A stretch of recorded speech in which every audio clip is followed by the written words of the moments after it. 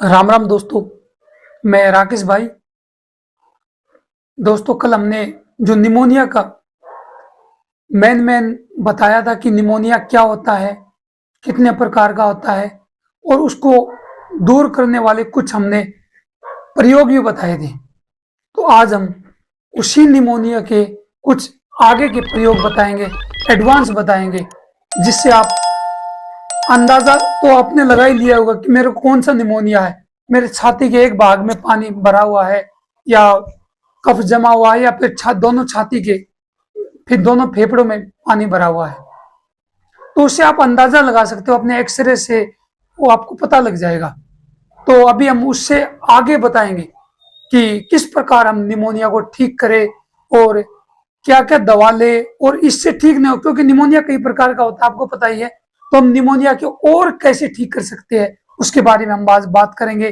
तो आइए जाने।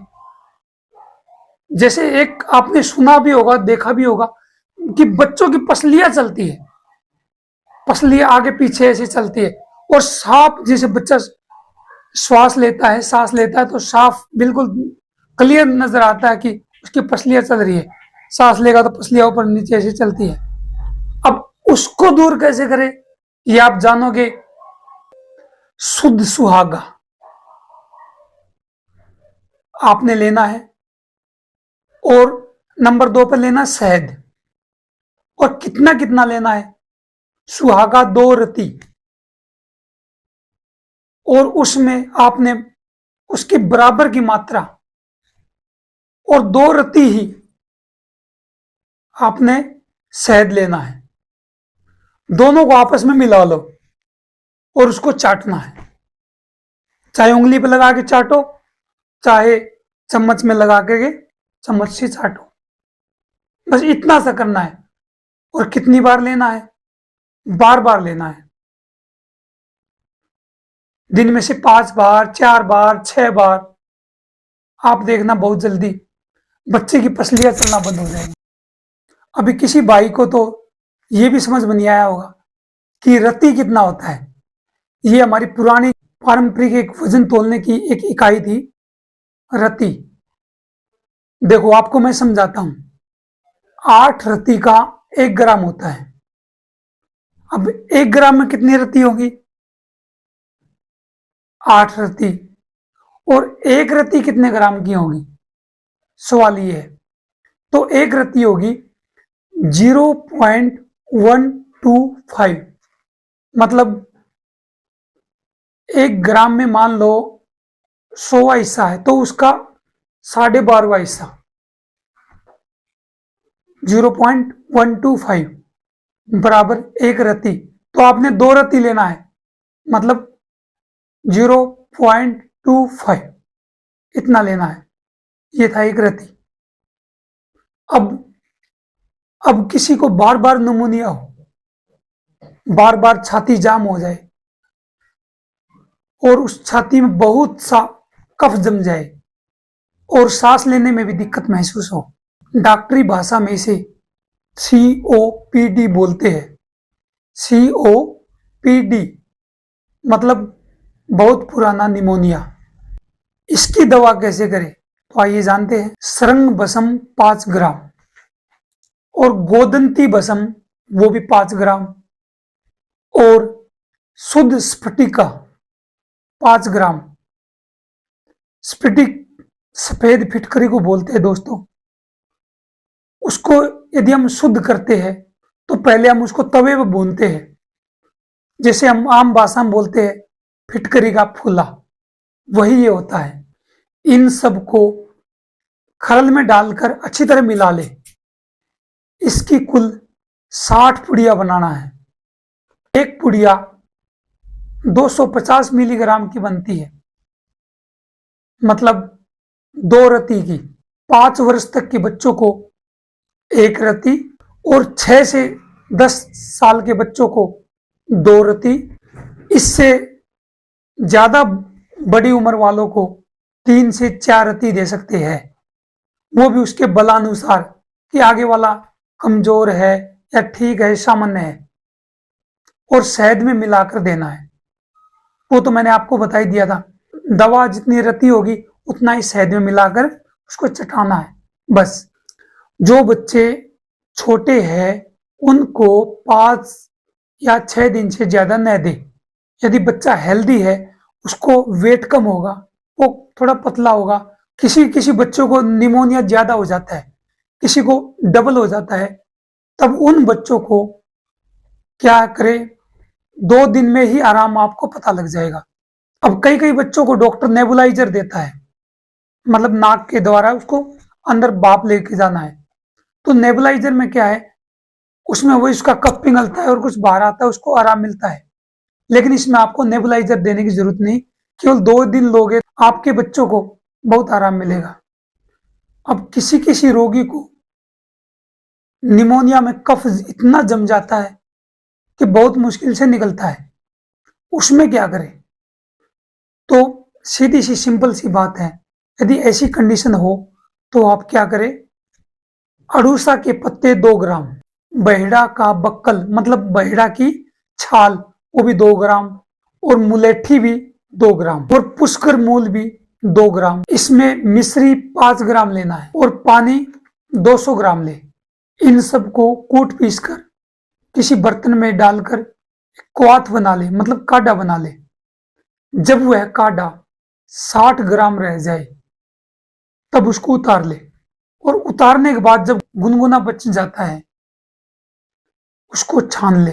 अब क्या करे, 15-15 ग्राम या 15-15 मिलीलीटर 4-4 घंटे के अंतराल पर रोगी को दे।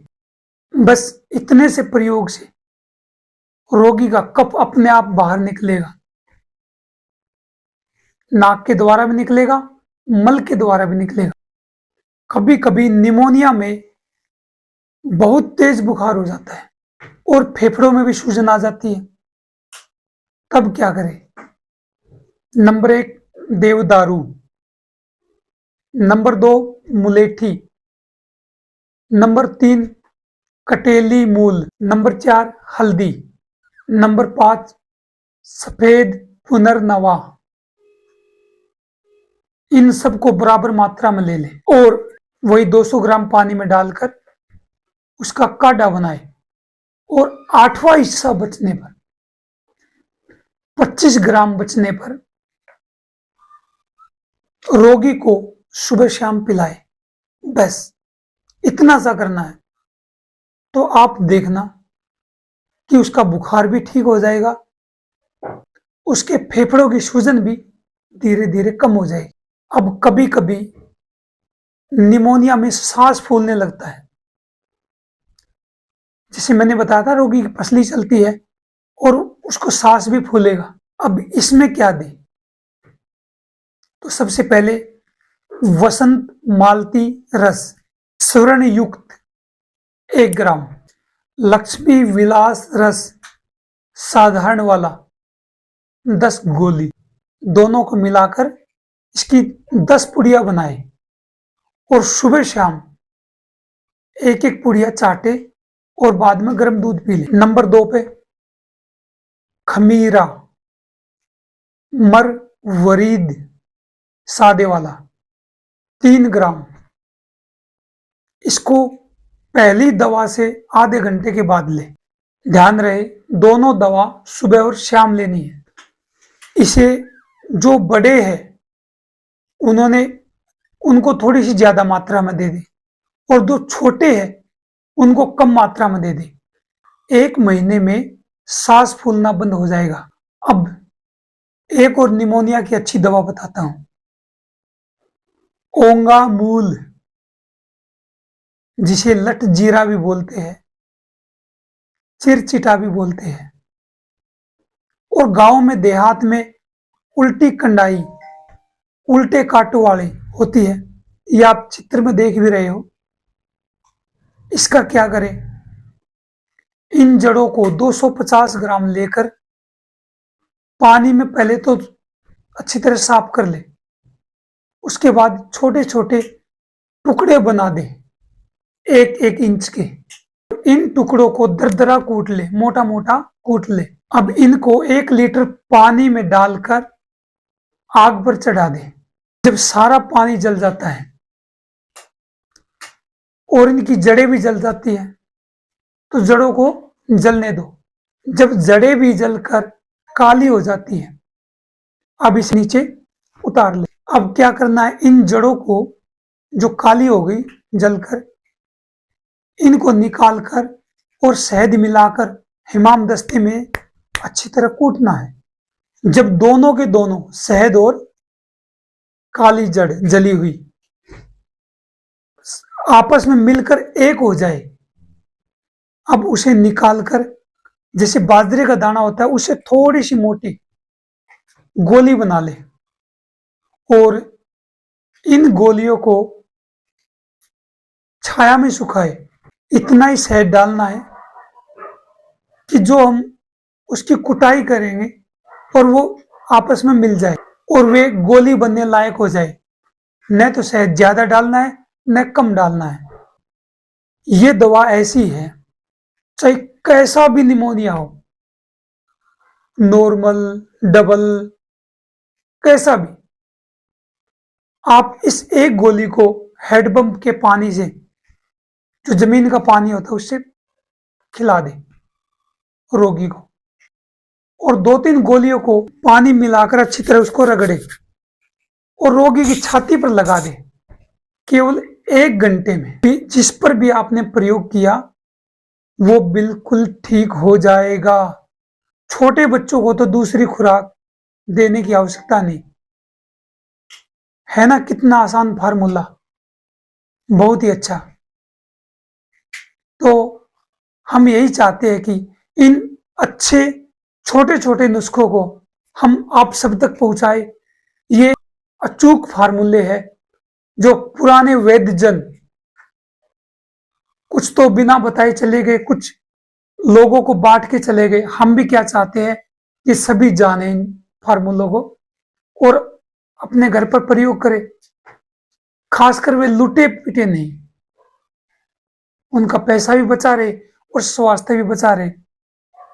तो इस काम में आप सब मेरा साथ देना और मैं आपको हर रोज एक से एक बढ़ के वो जबरदस्त नुस्खे बताता रहूंगा जिनसे आप घर पर प्रयोग करते ही एकदम स्वस्थ तंदुरुस्त रहोगे।